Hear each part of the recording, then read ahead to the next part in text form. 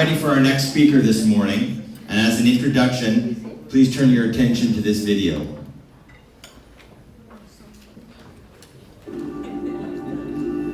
My name is Sonam, and I was born and raised in India.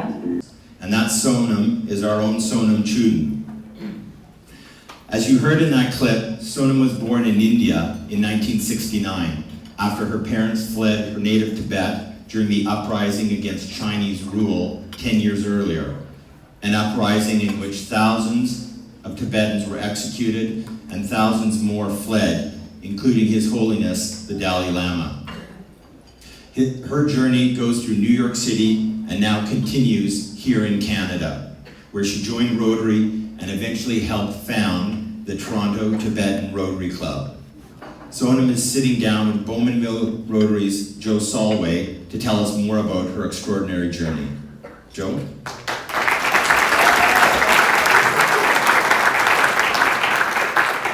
Thank you, Patrick, and thank you Sonam for coming. I really appreciate it. Sonam and I have actually done this before. I filled in for a year on a podcast called Talking Rotary, because the regular host, a man named Peter Tom from Winnipeg, he was DG, and he said, I'm looking for somebody to continue this podcast while I do it. I said, I'll do it, Peter. I knew Peter. And one of the people I spoke with, aside from Mal's here, I spoke with Mal, and did a great interview with him. And so spoke with Sonam because I found her story really compelling and had a lot to do with Rotary. So thank you very much for coming, Sonam. Thank you, Joe. It's my honor and privilege to be here. Thank you. The picture up there of your parents, and they fled to Tibet. Can you talk a little bit about, people don't know the depth of what happened in Tibet that made them leave with their family, with their grandmother, with a couple of kids. Can you talk a little bit about that, about what happened to their home and the people around them? Sure, thank you. So all I remember is the dinner talk at the table every night. My parents, mostly my father, always say the way how they escaped Chinese invasion in 1959. It's more so in my memory. It happened everything overnight. He was obviously in his home, and my oldest brother was in someone else's house that night, so he wasn't able to come along with him. He grabbed some food with my grandmother, my mother, and her two other sisters, and all of them just ran with little food overnight. And eventually join other groups, but groups are scattered over the time, crossing the mountains, terrains. They cannot travel, as far as I remember, cannot travel at daytime. Daytime they were resting somewhere, I'm thinking corner where there's no one can spot them, and nighttime they were crossing, walking. My father has to make 2 trips because my 2 oldest sisters were 6 and 8 or something, and my mother was a little bit older. And my grandmother was falling ill over the period of the journey, and because he had to carry the kids and the items, food, and then leave them a few kilometers away and come back and piggyback my grandmother on his back and then come. And by doing this, I'm not sure where, but around the halfway, she passed away.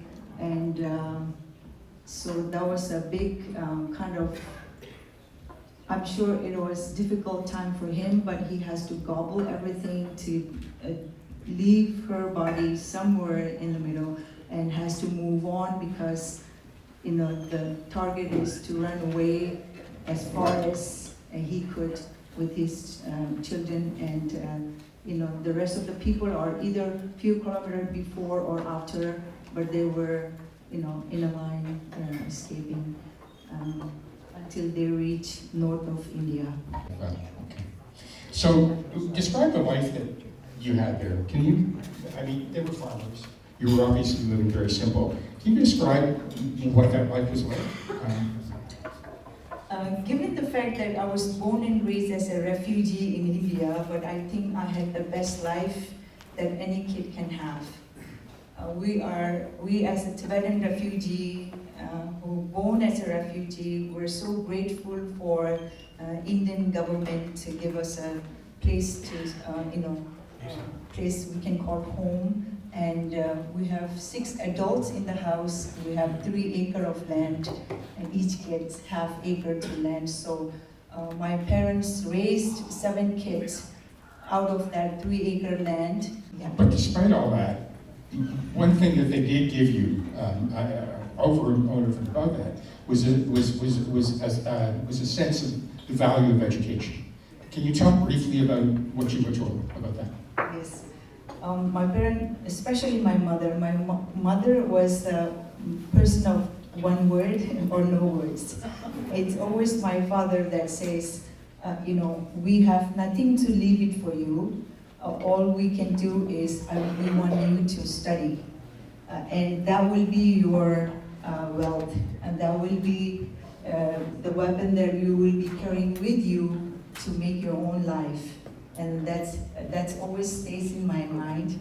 I was still studying after having 3 kids. After becoming widow at 27, I went to university myself in Toronto, working full time, studying at the same time to educate myself, because of my parents' encouragement. Thank you. Yeah. So you moved to Brooklyn. You eventually worked in a grocery store, but personally, there was personal tragedy that happened. You got some really bad news when you were in New York, and I'm just going to flip to the next script. What happened concerning your husband? 2 or 3 children at a boarding school. Yeah, so those are my 3 older kids. When I decided to stay back, and then, I was looking for a lawyer now that I can claim for some sort of, status. And I learned that America only have political asylums. Unlike Canada, we have a refugee system. But sadly, after you got there, the reason that you put those picture of your children were in boarding school because you lost your husband after Yep. you was there. After you were there, and you lost your father. Yes. So your sister took your kids. And that must have been so hard on you to have that happen back in India when you were in America and they were in boarding school. So I just Yep. wanted to fill that in. That was a tough time. Thank you. The memory never goes away. It's always fresh to this day. I was 27, working hard, to make a living, to support my family, at the same time to improve my own life. You know what I mean? Since I was little, I had this in my mind. I have to be on my own. I have to be able to stand on my own feet. If I cannot help my, other siblings, but at least I need to be substantial myself so that they don't need to worry about me. You know what I mean? So taking responsibility is always in me. So because of that, I was working 7 a.m. to 7 p.m. 6 days, and on Saturday I go to community college to improve myself. So I kept myself busy. First job in New York was babysitting. I only survived 1 night. It was, the babies were so beautiful, but I left my baby back home and I went for a better life, and I couldn't do it. I just couldn't do it.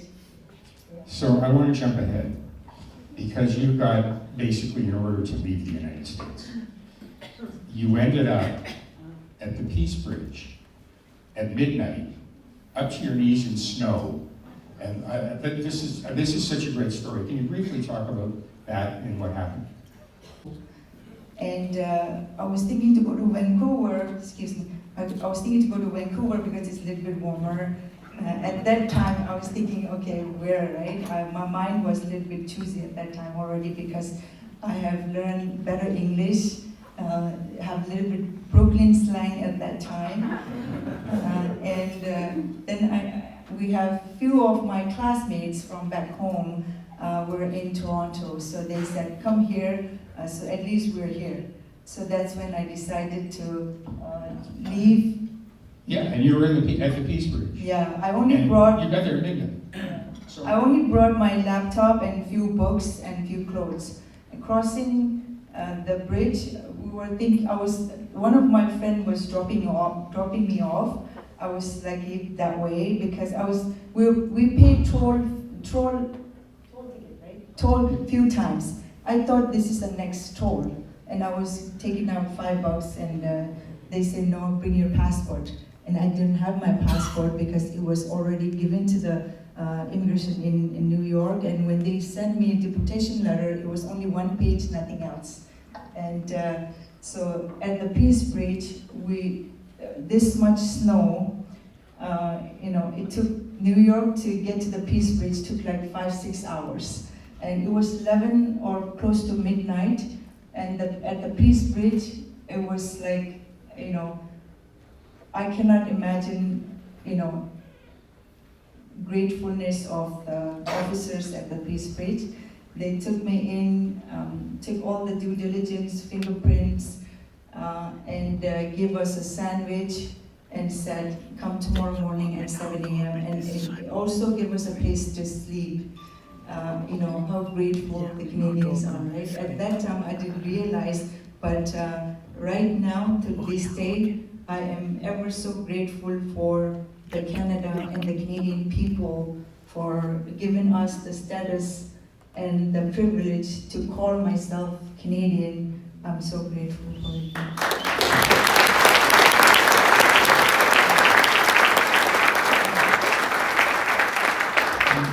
As a Canadian, Rotary has become a big part of your life. You started at the Toronto Forest Hill. Is there anybody here from close to Toronto Forest Hill? Anyway, you joined Toronto Forest Hill. What was it about Rotary that attracted you? Why did you become a Rotarian? So I came to Toronto in 2021 on December, and looking for a job was very difficult. My first job was security guard. I was making $8.25, taking 2 trains to Leslie and Highway 7 to do a security guard in a building, and walking up and down was my profit because I'm doing exercise, making $8.25 at the same time. So the owner wants me to be a supervisor, and I asked for a 50-cent raise. He did not. So why would I take more responsibility if other responsibilities are not met? But that wasn't my final destiny. I knew that. So one of my friends told me that there is a waitress needed in a retirement home in Toronto. Are you interested? I said, yes. Why not? I did a waitress in New York to make extra money over the weekend. So I said yes. So I worked in a retirement home for a server job where I made $11.15. Promotion with $3. At the same time, I saved 1 token. Didn't have to put double token to go all the way to Leslie and Highway 7, and that was amazing. But how did you join Rotary? You were asked to join Rotary? Yes. So where I was doing the server, at the same time, I get up at 6 to 9. I studied at Ryerson University, and I did that for 5 years. While I was working as a server at a retirement home, gradually I went to the reception position. And at the reception, Toronto Forest Hill members, I always met them because they meet at that long retirement home. So I knew them prior to joining in 2010. I knew them about 3 years. And because who I am, I'm outspoken for if I see something not justice, something is not fair. And even though I was nobody, I am, I don't have high education qualification, but I spoke up for people who are getting bullied at my workplace because they are new immigrant, they don't speak English. Doesn't mean that they get bullied, right? But they still stay there because they have bills to pay, kids to raise, money to send back home. But because now I'm speaking up, and also the union rep is speaking up for not getting right, so I was the problem, and they fired me from my work. And the resident put in petition to bring me back, and they fundraised approximately $5,000 and gave it to me.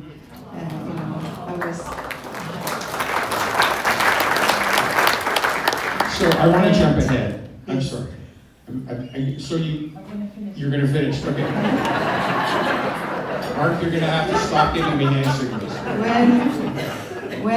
When the president that time, Milo this Vassallo, is the part. Yeah, this yes. is the, you should have got to this earlier. Yes. When Milo Vassallo found out that I was fired, he was very happy, and he invited me to join Rotary. Because at that time I have founded my own company called Infinite Care. We provide care services for seniors above and beyond what healthcare is providing, right? So Milo invited me, and that was the best day that I decided to join. I was grateful for the opportunity that Milo have given me. He used to be known as King of Network. If you know Milo Vassallo from my old club. Yep. And last week I attended my club's meeting, and I told him that I'm gonna bring your name, and he's okay with that. So this is a segue here. You found the Toronto Tibetan Club in 2023 because I guess it was important culturally to do that and to help give back for your community. But there's something really important. When you were in India, you had an audience with His Holiness the Dalai Lama. And there's something that really close to your heart. You're showing him plans for something. And now you get a chance to talk about these plans you have.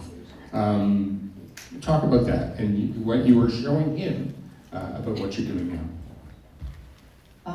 Rotary mission and Dalai Lama's vision, I feel like it goes parallel, serving above self. And His Holiness always says, make your life meaningful, whatever you do. And I take on a big responsibility. I'm sure, I know it's more bigger than me, but I took a responsibility in 2022 to form a non-profit organization to build a long-term care home for ethnic-specific and trans-Himalayan elders in Toronto area.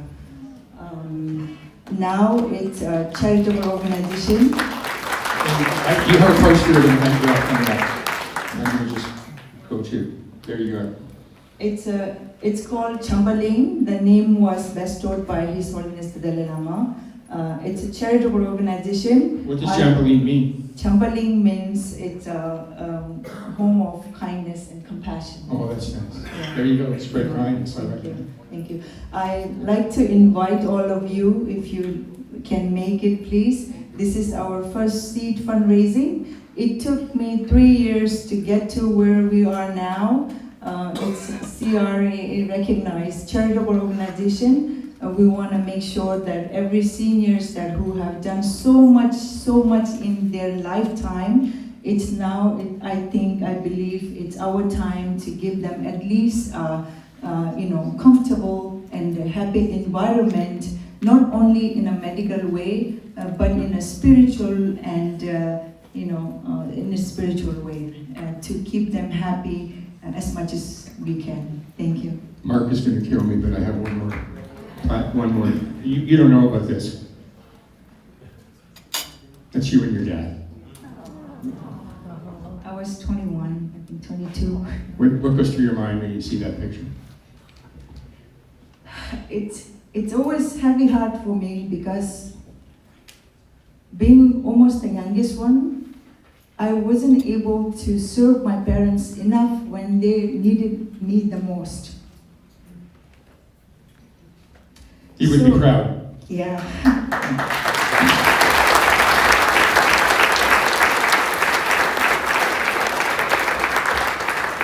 We have time for a question, Mark? Can I say one thing? Sure, of course. I do what I do today through Infinite Care. I feel like I'm serving my parents. Every elders out there, either, growing up as a refugee, I look at everyone as us. And everyone could be my sister, my family, my father, my mother. Every client that comes to us, I take it as my own, and I feel like I'm getting the opportunity to serve my parents. And this is how I look at it. And with Rotary, it goes beyond, and I'm grateful for all the past district governors, presidents, and when I serve as a president and AG and all that, I have so many leadership that I look up to, and I learn from everyone, and who I am today is that the lesson that I've learned from you guys, attending all the district conference and the meetings, minutes. I go to Eglinton Club a lot, I'm sure you know, and this is where I get my inspiration and motivation and to do something better as a born refugee person. And we have always been on a receiving side, and the mission and the reason, chartering the new club is that I think we as a Canadian now, I can proudly call myself as a Canadian now, being a refugee, receiving is ended now as a Canadian. I need to turn the table around to see how we can give back to the community that given us the status and the opportunity to have a better life for myself and my children. Thank you so much. Dave, I think we have time for one question from the audience. Anybody want to ask questions? And Sonan, I hope you're going to stay around with us for lunch, and we'll have a chance to speak or ask her questions at that point. She's around a lot in her district, and always love to see her, so I will more of an opportunity to chat with you. And we have a gift for you. You can look at it later, that's fine. Or you can look at it now. Thank you so much, Joe. And just any questions? One question? One question. One question over here. Yes? Actually, not a question, a comment. Sonam speaks the truth.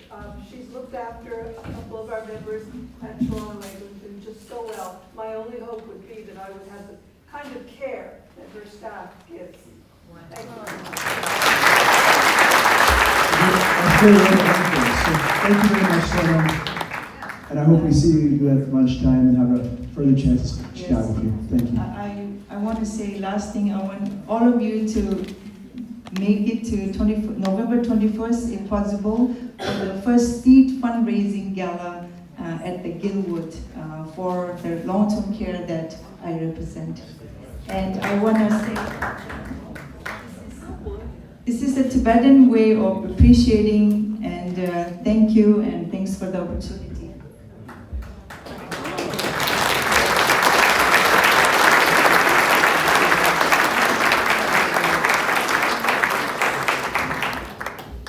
I also like to call up Nisi for her leadership and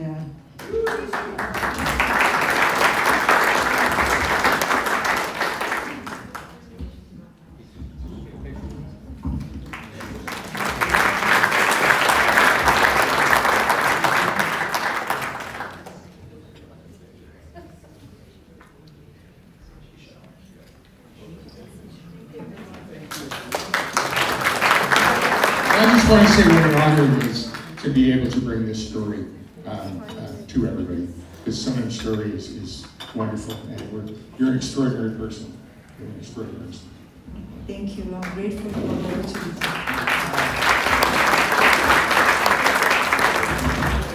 Well, what an incredible story about the incredible journey of our own District 7070 Rotarian, Sonam Chuden. Joe and Sonam, thank you very much for that.